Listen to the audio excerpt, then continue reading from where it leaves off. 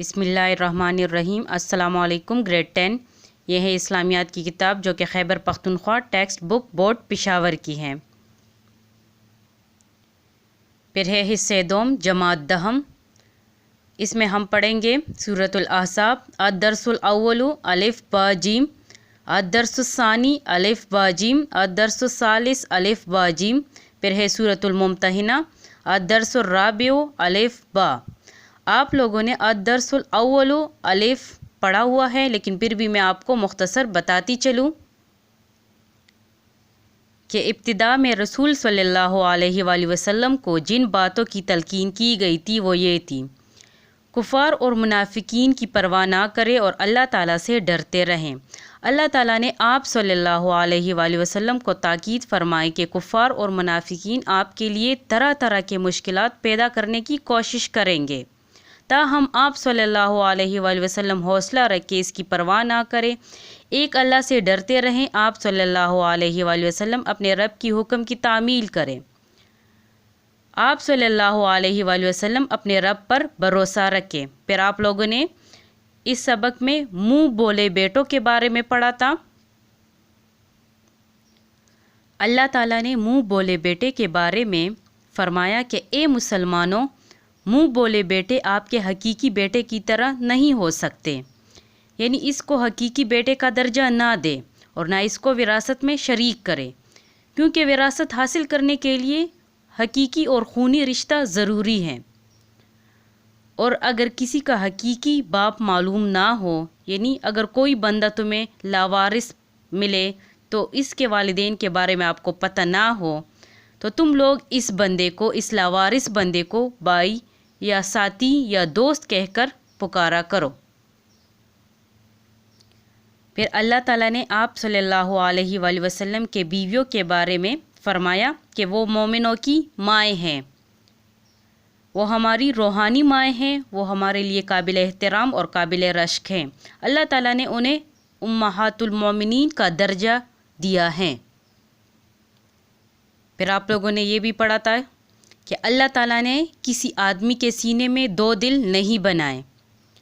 अब अल्लाह ताला की ये बड़ी हिकमत है कि उसने इंसान के जिस्म में एक ही दिल पैदा किया है।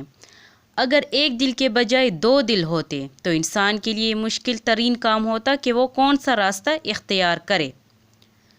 फिर आप लोगों ने ये भी पढ़ा था कि अरब में एक ख़ास रिवाज था कि लोग जब गुस्से में आकर अपनी बीवी से कहते तुम मेरी माँ की तरह हो, तो ये अल्फाज कहने से वो बीवी इस शख्स के लिए हराम हो जाती, क्योंकि इनके नज़दीक वो इनकी माँ बन जाती। इस वजह से अल्लाह ताला ने फरमाया कि बीवी माँ नहीं बन जाती, ये अल्फाज कहने से। दौर जाहिलियत में इसको तलाक माना जाता था। अल्लाह ताला ने इसके लिए कफ़ारा लाजमी करार दिया, और इसका कफ़ारा क्या था कि एक ग़ुलाम आज़ाद करें या मुसलसल 60 रोज़े रखे या फिर 60 मस्कीनों को खाना खिलाए। अब हम अपने सबक की तरफ आते हैं। हमारा आज का दर्स है अद-दर्सुल अव्वलु बा, आयात 9 ता 20। आयात 9 ता 20 में हम सबसे पहले पढ़ेंगे अल्लाह ताला की तायद और नुसरत। फिर हैं आजमाइश की घड़ियों में अहले ईमान का और मुनाफिकीन का तर्ज़ अमल। फिर हैं जहाद में रुकावट डालने वालों अल-मुअव्विकीना के बारे में अल्लाह ताला का क्या इरशाद है। अल्लाह ताला की तायद और नुसरत से पहले मैं आपको मदीना में यहूदियों के बारे में बताना चाहती हूँ। मदीना में यहूदियों के 2 कबीले आबाद थे, बनु नज़ीर, बनु कुरैज़ा।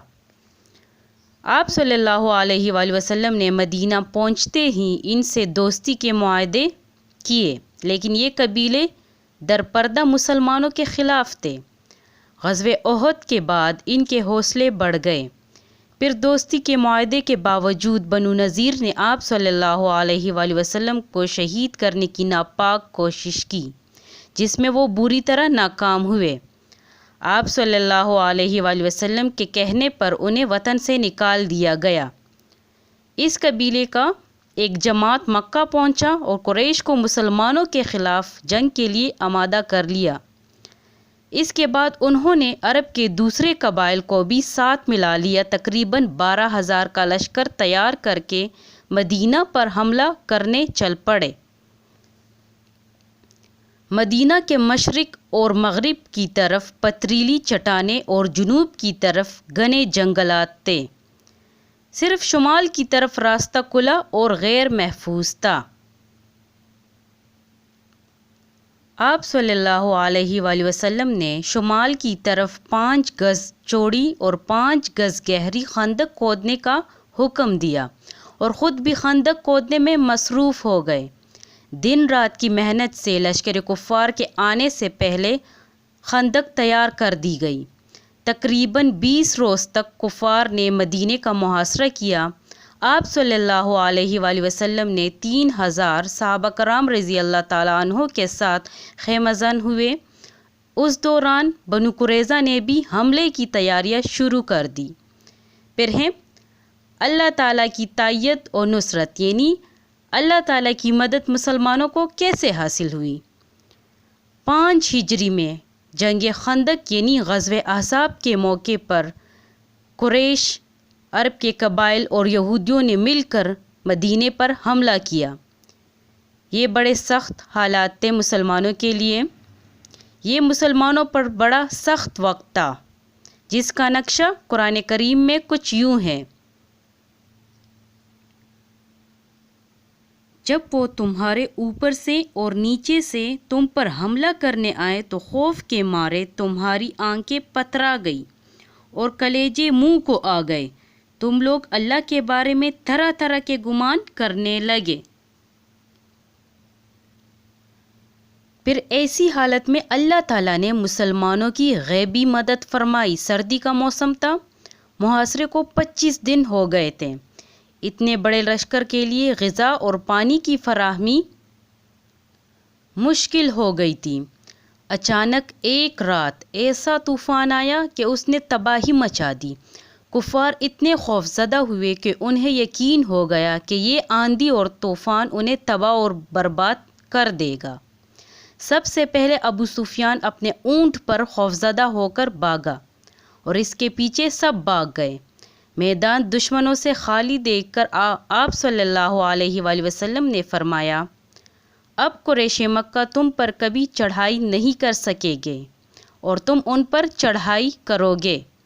آندھی کے ساتھ اللہ تعالیٰ نے آسمان سے نظر نہ آنے والی فوجیں بھیجی، یعنی یہاں پر فرشتوں کے بارے میں بات ہو رہی ہے، جنہوں نے کافروں کی ہانڈیاں تک الٹ دی، شراب کے مٹکے توڑ دیے، خیمے اکاڑ دیے گئے، گھوڑوں کی رسیاں توڑ دی گئی۔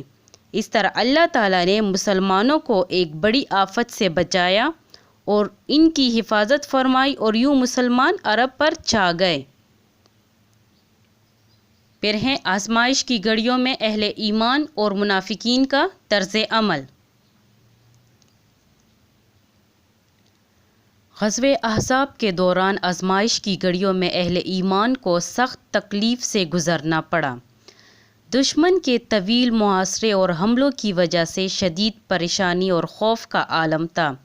دلوں میں طرح طرح کے وسوسے آ رہے تھے کہ نہ جانے کب اللہ کی مدد آئے گی۔ نبی کریم صلی اللہ علیہ وآلہ وسلم کی قیادت اور تسلی کی وجہ سے مومن آخری دم تک ثابت قدم رہے اور مشکلات سے ان کے ایمان اور مضبوط ہو گئے۔ اس کے مقابلے میں وہ لوگ جن کے دلوں میں نفاق کا روگ تھا، یعنی منافقت کی بیماری تھی، یہ کمزور دل اور بزدل تھے۔ وہ گھر جانے کے لیے طرح طرح کے بہانے کرنے لگے۔ کوئی آ کر کہتا کہ یا رسول اللہ صلی اللہ علیہ وآلہ وسلم، ہمارے گھر بالکل غیر محفوظ ہیں، بنو قریظہ حملہ کر کے ہمارے بال بچوں کو قتل کر دیں گے، ہمارے گھر بار لوٹ لیں گے، مہربانی فرما کر ہمیں اجازت دے دی جائے کہ واپس جا کر ہم اپنے گھروں کی حفاظت کریں۔ اس پر یہ آیات نازل ہوئی اللہ تعالیٰ کی طرف سے کہ اے محمد صلی اللہ علیہ وآلہ وسلم، یہ صرف ان کی بہانے بازیاں ہیں، ان کے گھر محفوظ ہیں، انہیں کسی قسم کا کوئی خطرہ نہیں ہے۔ یہ تو صرف میدان جنگ سے بھاگنے کے بہانے ہیں۔ کچھ منافق ایسے بھی تھے جنہوں نے اجازت لیے بغیر اپنے مورچوں کو بغیر اطلاع کے خالی چھوڑ دیا۔ اس کے مقابلے میں وہ لوگ جن کے دلوں میں مرض تھا، یعنی منافقت کا مرض تھا، ان کے بارے میں اللہ تعالیٰ فرماتے ہیں کہ اے محمد صلی اللہ علیہ وآلہ وسلم، انہیں کہہ دیجئے اگر تم موت اور قتل سے بچنے کے لیے میدان جنگ سے بھاگنا چاہتے ہو تو تم بڑے نادان ہو، یعنی ناسمجھ ہو۔ یاد رکھو تم موت سے بھاگ نہیں سکتے۔ اگر تم میدان جنگ میں قتل ہونے سے بچ بھی گئے تو کیا پھر ہمیشہ کے لیے زندہ رہو گے؟ آج نہیں تو کل ہم نے موت کا ذائقہ چکھنا ہے، اسی لیے چند روز زندگی کے لیے اپنے نام پر بزدلی اور نامردی کی تہمت نہ لگنے دو۔ غرض منافقین موت کے ڈر سے خود بھی خوفزدہ تھے اور دوسرے لوگوں کا حوصلہ بھی پست کر رہے تھے، یعنی اے منافقین اگر تم لوگ زندہ رہو گے تو کب تک؟ پھر ہیں جہاد میں رکاوٹ ڈالنے والوں المعوقین کے بارے میں اللہ تعالیٰ فرماتے ہیں، جہاد میں رکاوٹ ڈالنے والے لوگ منافق تھے جو بظاہر تو مسلمانوں کے ساتھ جنگ میں شریک تھے مگر اندرونی طور پر یہودیوں اور دشمنوں سے ملے ہوئے تھے اور ان کے لیے کام کر رہے تھے۔ وہ مسلمانوں سے کہتے تھے کہ اگر ابو سفیان نے تم پر قابو پا لیا تو تم میں سے ایک کو بھی زندہ نہیں چھوڑیں گے، اسی لیے ہمارے یہودی بھائیوں کے پاس چلے جاؤ۔ منافقین مسلمانوں کے ساتھ جنگ میں شریک تھے، وہ صرف تھوڑی دیر کے لیے آتے اور پھر غائب ہو جاتے۔ ان کا مطلب یہ تھا کہ اگر مسلمان کامیاب ہو گئے تو مال غنیمت میں سے حصہ لیں گے، بہانے بناتے اور مسلمانوں کو بھی روکتے۔ ان کے حوصلے وہ پست کر رہے تھے۔ منافق مال کے بہت لالچی تھے، جب مال خرچ کرنے کا موقع ہوتا تو چھپ جاتے اور مال غنیمت کی تقسیم کے وقت زیادہ لینا چاہتے تھے۔ جب منافقین کو خوف خدا پیش آتا تو آپ صلی اللہ علیہ وآلہ وسلم کی طرف اس طرح دیکھتے کہ ان کی عقل زائل ہو رہے ہیں، اور جب خوف خدا کا وقت دور ہو جاتا تو آپ صلی اللہ علیہ وآلہ وسلم کو طعنہ دیتے، آپ صلی اللہ علیہ وآلہ وسلم کی غیبت کرتے اور آپ صلی اللہ علیہ وآلہ وسلم کو دکھ پہنچاتے۔ وہ سچے مسلمان نہیں تھے، اسی لیے اللہ تعالیٰ نے ان کے عمل کو ضائع کر دیا، کیونکہ عمل کا دار و مدار نیتوں پر ہے اور منافقین کی نیتوں میں عیب ہے، برائی ہے، فریب ہے، دھوکہ ہے منافقین کے اعمال میں۔ اسی لیے اللہ تعالیٰ نے منافقین کو خبردار کیا اور فرمایا کہ میں تمہاری ان کارروائیوں کو خوب جانتا ہوں جو تم مسلمانوں کے ساتھ کر رہے ہو۔ یہ لوگ نہ تو خود مال خرچ کرتے اور نہ دوسروں کو مال خرچ کرنے دیتے تھے، بلکہ یہ لوگ یہ بھی پسند نہیں کرتے کہ ان کے مسلمان رشتہ دار آپ صلی اللہ علیہ وآلہ وسلم پر کچھ خرچ کریں۔ یہ مسلمانوں کو بھی روکتے اور خود بھی جنگ میں شریک نہیں ہوتے تھے، مختلف بہانے بازیاں کرتے تھے۔